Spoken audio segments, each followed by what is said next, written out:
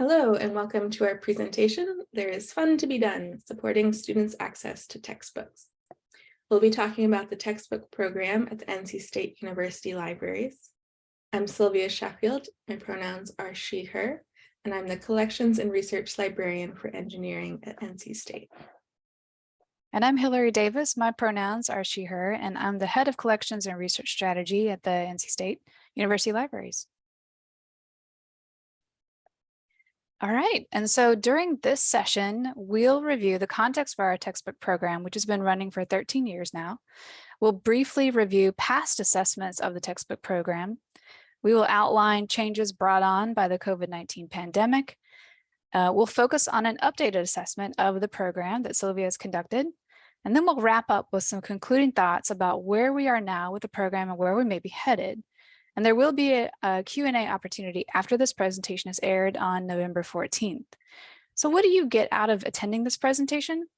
You, our audience, will come away with an understanding of how the textbook program works in a large academic library and how the pandemic has impacted its implementation and use. So if your library has been running a textbook program, we should definitely connect and share notes. Or if you've been contemplating launching a textbook program, you'll hopefully gain a ton of takeaways from our experience. So to start out, we'll give some broad context about the textbook program.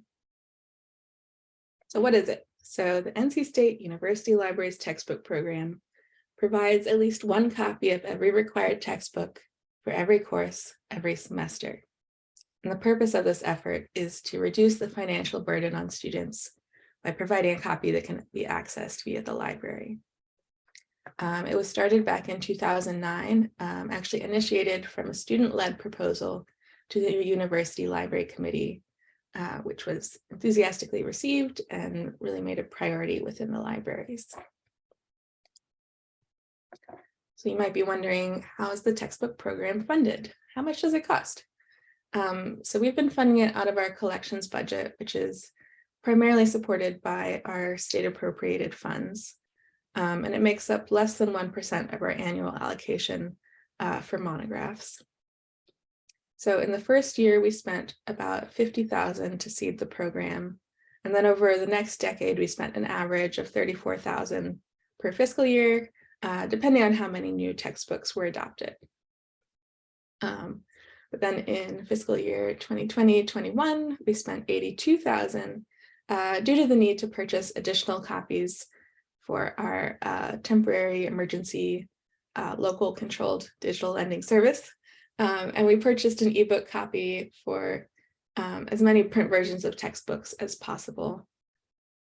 And then last year in fiscal year 21-22, we spent $55,000 due to the continued demand for ebook versions of textbooks. How are the textbooks identified and where do we purchase them from? So the campus bookstore actually manages the course textbook adoption process, and we do purchase most of the textbooks directly from them. They've really collaborated with us to maintain this program over the years and continue to be integral partners. We also purchase ebook versions where possible via the usual sources, including aggregators like EBSCO and ProQuest, as well as direct from some publishers.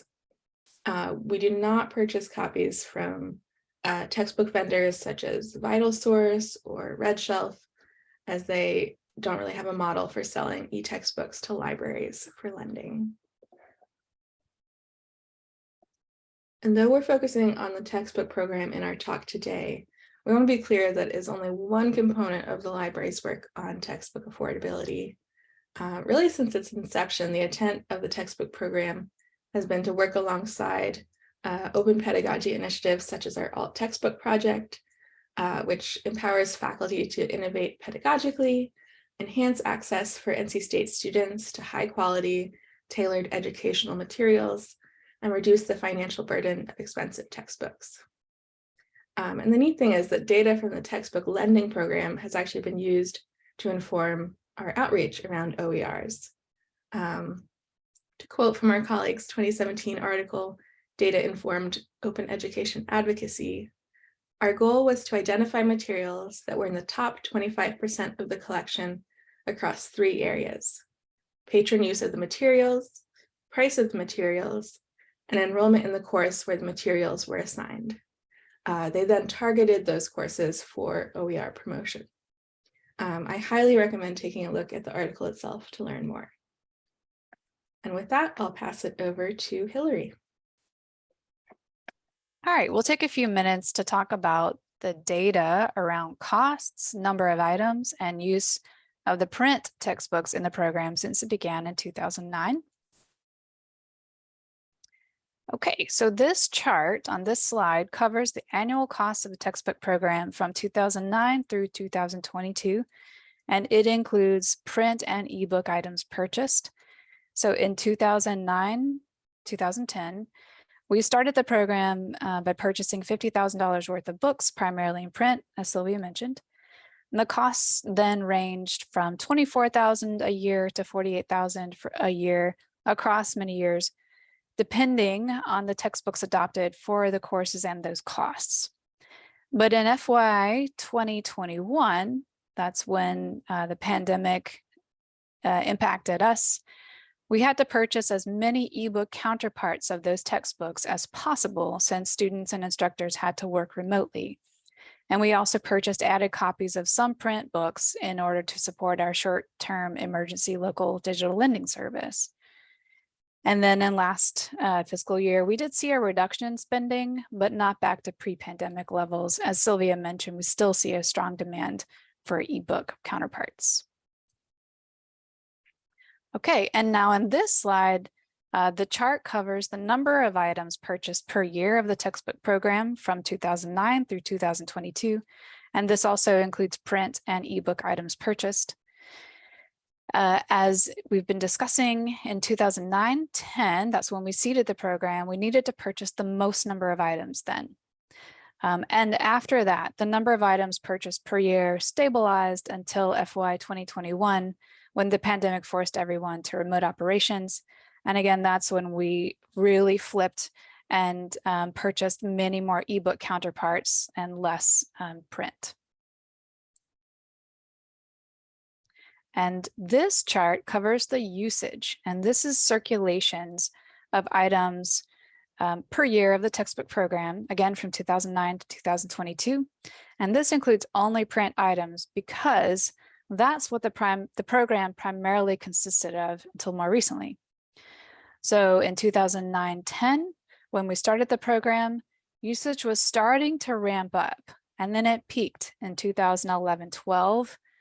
And then usage of the print began to decline starting around FY 15-16 and continued to decline through last fiscal year. And this decline has coincided with the gradual increase in the purchase of ebooks as textbooks, and then a significant pivot towards ebooks in FY 2021. All right, so now I'm going to talk about some past assessments that several of our colleagues had conducted since the inception of the program. And I'll briefly highlight some of those findings in the next few slides. So there were 3 main types of assessments of the program. First, Joyce Chapman reviewed usage in 2010. This was just 3 semesters after the start of the program. And then in 2013, John Vickery evaluated usage, focusing on any trends that might change how we purchase items for the program. And then in 2016 and again in 2017, James Chang and John Vickery experimented with methods to estimate the potential of reduced financial burden to students. In other words, was it saving students any money? So we'll start with the first one. In 2010, again, after the first 3 semesters of the textbook program, Joyce Chapman asked these 2 questions. What is the use of the textbook collection? So after the first 3 semesters, the textbook program had over 65,000 circulations, or 1,260 average per week. And the other question she asked was, how has the use of the collection changed over the 3 initial semesters? So in the chart on the slide, you can see that the use more than doubled from spring 2009 to fall 2009, and then it increased by 12% in spring 2010. Joyce also found that 50% of the total textbook circulation of this collection came from just 4% of those really popular textbooks. And Joyce also found that circulation was spread out really broadly across courses and not concentrated on a specific subset of courses. All right, in 2013, 4 years after the start of the textbook program, John Vickery's evaluation asked, can factors such as course level and price predict the likelihood that a textbook will be used? He analyzed circulation data, cost data, and course levels associated with the textbooks for fall 2012 and spring 2013. So what did he find? This chart shows that less than 1% of titles in the program averaged 1 or more checkouts per day, which means it was not possible to use modeling to predict the likelihood of a textbook being used.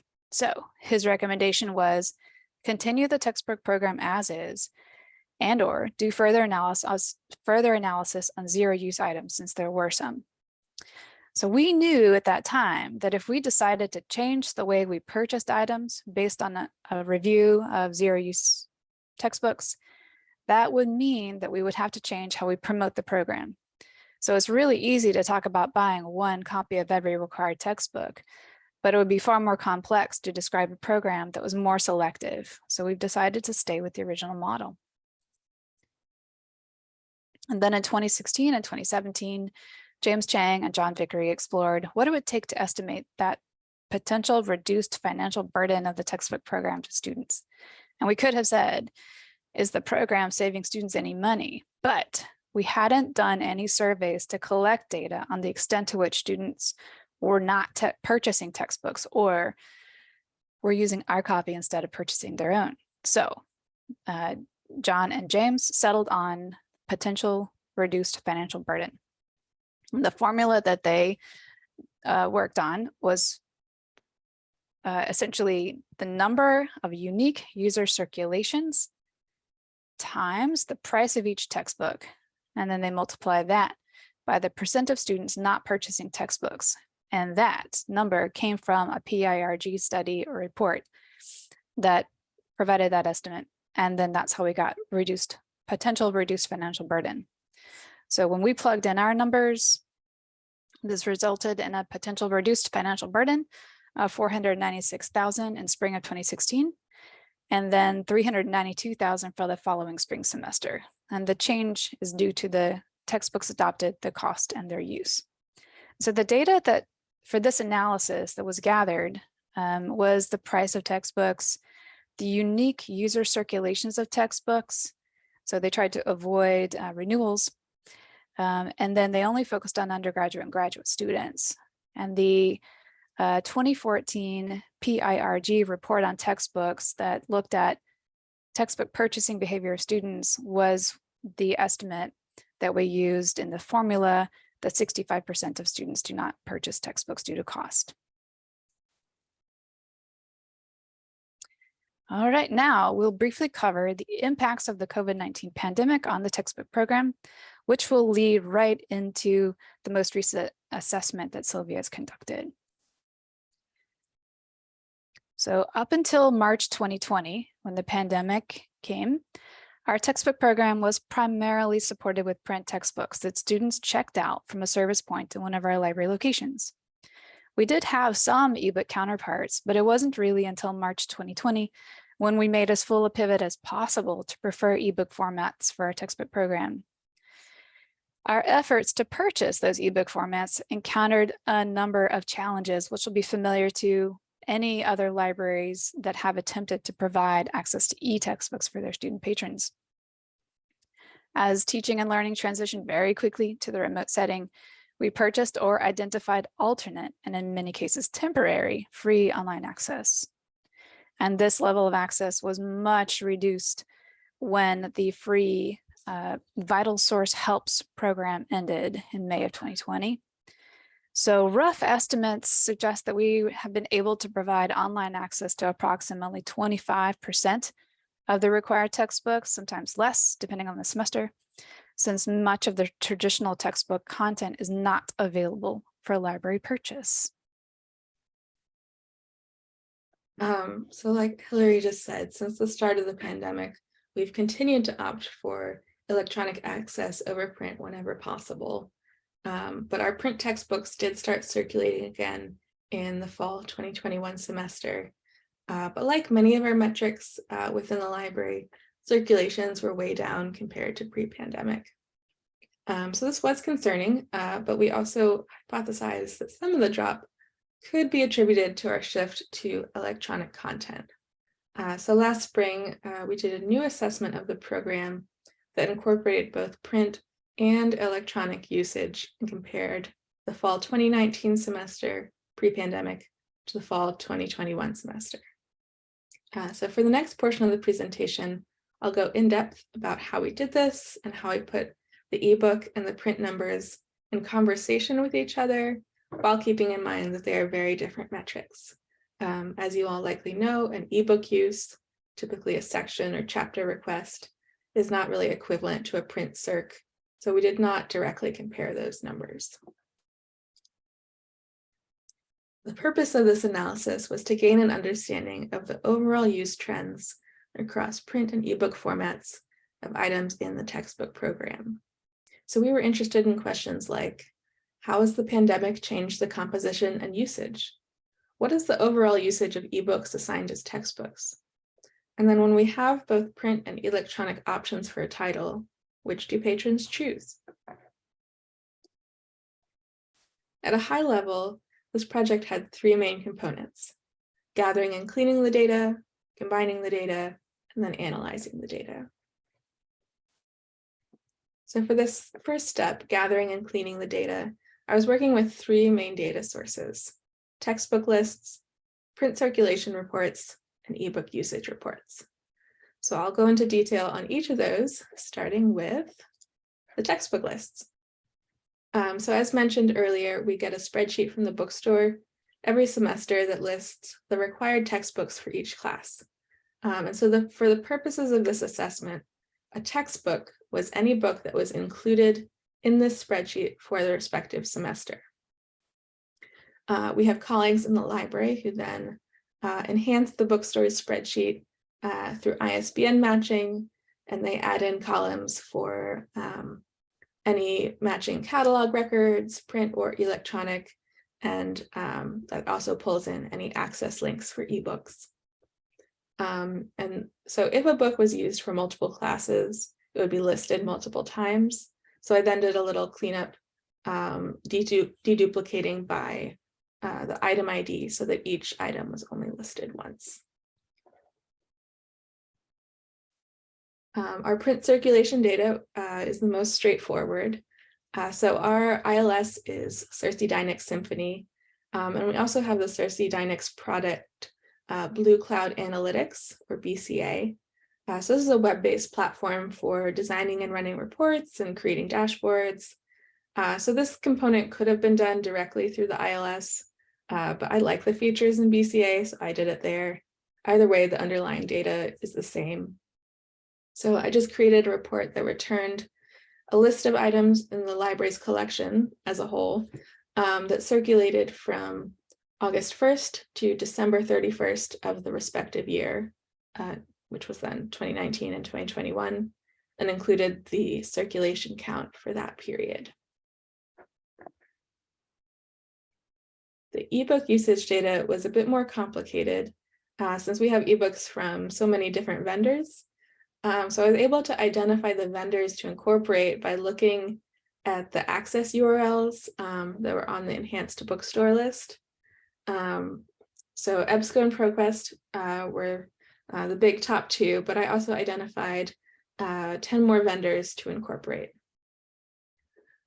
Fortunately, they all provide counter compliant reports, but there was a mix of counter 4 versus counter 5, both between platforms and between the 2019 and 2021 semesters.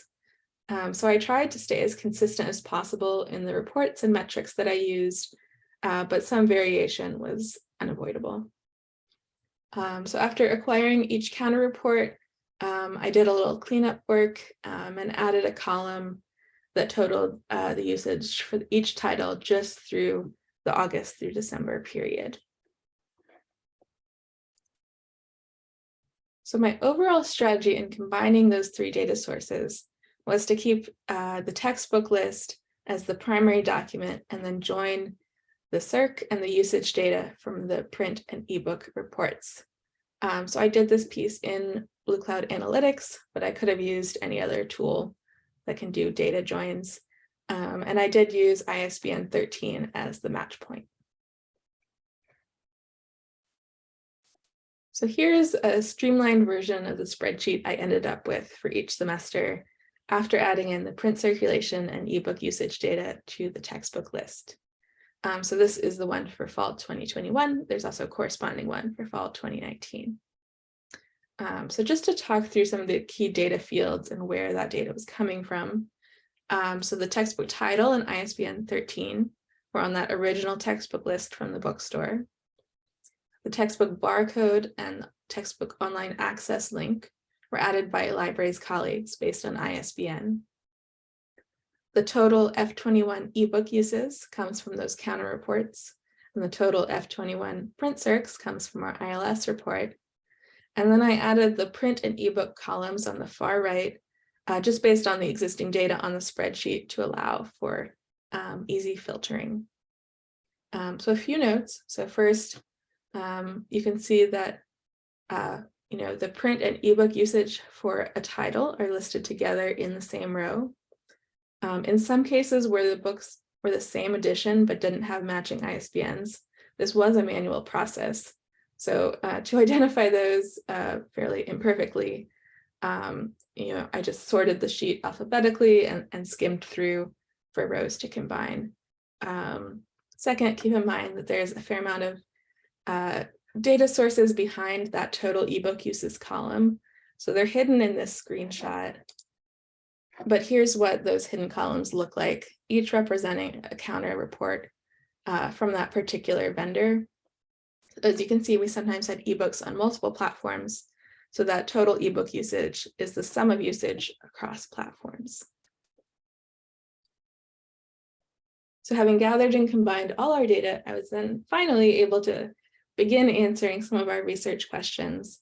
But before I get into that, just a caveat that the ebook data, as I've previously alluded to, is not as accurate or complete as the print data due to quality control issues with the ISBNs and incomplete data from vendors. So I'm interpreting the numbers I'll share as pretty good approximations rather than exactly precise.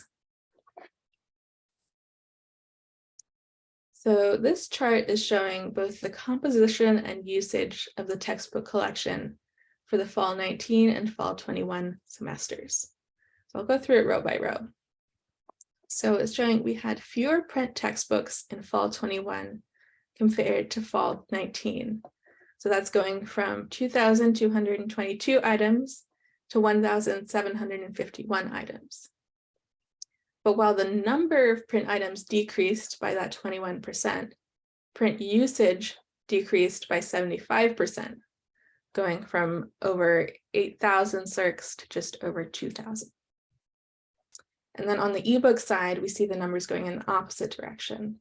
So we had more ebooks in fall 21 compared to fall 19, going from 418 to 588. That's a 41% increase. And so that reflects our change to opting for E whenever possible. And then in terms of usage, we went from about 112,000 to 138,000. So that's a 23% increase. The majority of textbook titles were held either only in print or only in ebook format, but there was some overlap. So in fall 19, there was about 250 titles, fall 21, about 275, where we had both formats. So these next few slides of analysis are focused just on this subset of titles which is kind of shown as that area of overlap in the Venn diagram. One of our research questions was about whether patrons prefer our print textbooks or e-textbooks. But as I mentioned, we couldn't directly compare circulation numbers to ebook usage. Instead, we looked at trends between the two semesters, focusing just on this subset of books where patrons had a choice of formats. We found that for this subset of the textbook collection, the decrease in print use and increase in ebook use was more extreme than in the collection as a whole, with print circs down 87% and ebook uses up 41%. Another way to triangulate around the question of format preference is to look at how many of the titles in this subset were used in both formats, just one, or not used at all during the semester. So this was a simple binary, used or not used. So first, this chart is showing the numbers for fall 2019. So this is showing that of the roughly 250 books that we had in both formats, about 29% actually were used in both formats. For 19% of this subset, only the ebook version was used. For the 31%, only the print was used. And somewhat depressingly, 22% did not get used in either format. So now let's see how that compares to fall 21. So that's still fall 2019 over on the left, and then fall 21 on the right. As you can see, there's a pretty dramatic swing away from print and towards electronic. So whereas in 2019, roughly 30% of the titles were only used in print, in fall 2021, it was only 3%, that tiny little blue wedge at the bottom. And the percent of titles that were only used in ebook format shot up from 19% to 55%. So where does this leave us? Overall, this most recent analysis supports our previous observations that print textbook use is down significantly since pre-pandemic, but adds the context that e-textbook use has increased. It also supports our current practice of trying to get ebook formats for textbooks whenever possible. And how does this analysis inform the future of the textbook program? Well, we need to see how usage shapes up for the current academic year now that courses are operating at nearly the same mode as pre-pandemic. And we would love to find creative ways to provide access to ebook versions of textbooks more so than we have been, since this is a continued expectation of both faculty and students. We have been in contact with some vendors such as Bibliu, but no good solutions as of yet. We would also love to see a survey be conducted to more accurately gauge why students check out or use books in our textbook program, and to what extent are they purchasing their own copies, and how much money are they saving by using textbook copies, library copies of textbooks. So some other questions that these analysis raises are, is there any way to predict textbook demand for specific courses now that we have a lot more data than we did when we originally attempted that analysis? Should we revisit the value proposition of purchasing textbooks that don't get used as part of the textbook program? That would mean forgoing the simplicity of the one copy of every required textbook approach. So essentially make it more complicated or leave it as is. And then as inflation for journals and databases creeps back up, will we be able to sustain funding for this program? And should funding come from another source? So these are the types of questions we'll be considering as we continue this work. So in closing, thank you very much for attending this presentation.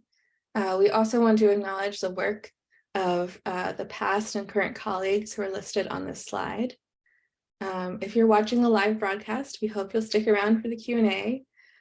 We'd really like to hear from you about your work supporting access to textbooks for students and/or your ideas, thoughts, and questions.